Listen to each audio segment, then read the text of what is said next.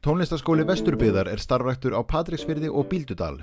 Skólinn hóf fyrst kennslu árið 1967 undir leiðsögn Guðmundar Guðjónssonar organista, en upphaf skólans má rekja til húsfreyjunnar Steinunnar Einarsdóttur tónlistarunnanda, sem stóð fyrir stofnun Tónlistarfélags Patreksfjarðar sama ár, en félagið setti sér strax það markmið að koma á fót tónlistarskóla og tókst með samstilltu átaki að safna saman þeim hljóðfærum sem til þurfti að uppfylla það markmið.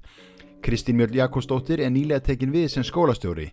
Við hittum hana þar sem hún var með nemendum að spila fyrir börnin í leikskólanum Arakletti á Patreksfirði og fengum að heyra nánar frá starfinu í tónlistarskólanum.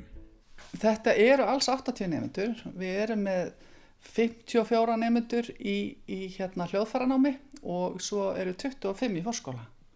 Og þá erum við með, hefur við tekið inn alla nemendur í fyrsta bekk og 5 ára deild hérna á Patreksfirði.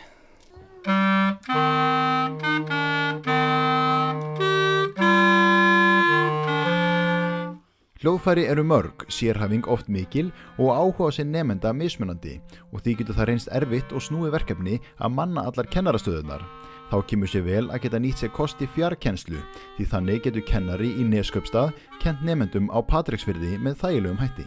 Og það var auðvitað kennt hérna í fjarkennslu í vor þegar að allt skólastarf lagðist niður nema í gegnum fjarkennslu og hér var reynsla til staðar og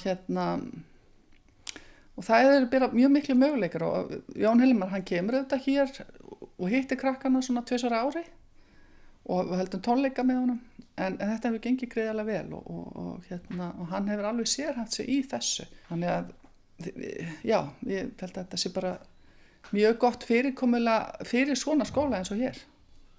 Ég er fagotleikari að mennt og lærði á flautu og hér áður en ég byrjaði að læra fagott og hef kennt mikið á flautu og ég hef líka kennt á klarinett.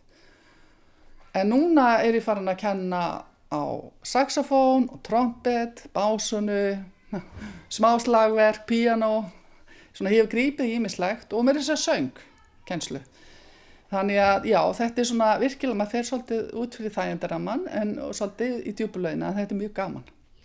Því að auðvitað finnir maður að það er svo margt sem maður hefur að gefa þó maður kannski sé ekki alltaf með allt, 100% sem að maður er kannski bara nokkrum skrefum á undan nemandanum í sumum tilvikum allavega. Svo líka þetta samstarf sem er hérna á milli að þið voruð í leikskólanum að flytja tónlist fyrir þau og það hlýtur líka að vera reynsla sem tónlistarmaður að kunna að koma fram. Jú, þetta er auðvitað eitthvað sem ég er nokkuð sjóði í auðvitað að vera að koma fram og það hefur mikið lagt upp úr því hér að það sé að tónlist er komin í samfélagið. Og þetta var liður í því að fara með tónlistinni í samfélagi. Við erum svona bara rétt að byrja.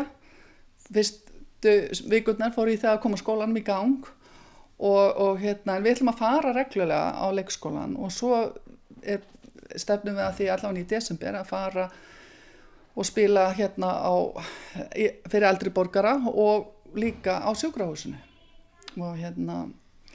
Og margt fleira, ég er alveg viss að ég veit ekki eins og því ég er svo nýtekin við hér að ég veit ekki eins og af öllu því sem að hugsanlega verði leita til mín og tónlistarskólans með en það er bara, það er svo mikilvægt í svona litlu samfélagi að þetta skili sér og allir finni fyrir tónlistarskólan. Einhver leiti á ég það forvera mínum að þakka hvað áhuginn er mikill, hann var mjög farsæll og vinsæll í starfi.